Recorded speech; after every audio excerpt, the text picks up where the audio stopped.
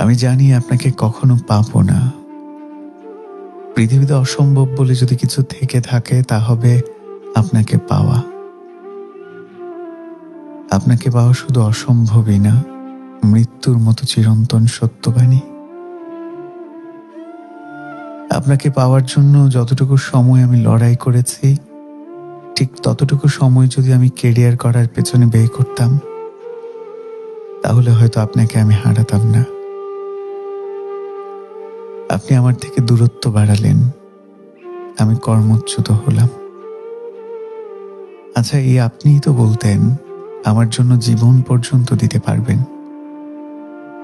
কিন্তু আজ সে কথাগুলো মনে পড়লে মনে হয় মানুষ কত সুন্দর করে মিথ্যা কথা গুছিয়ে বলে।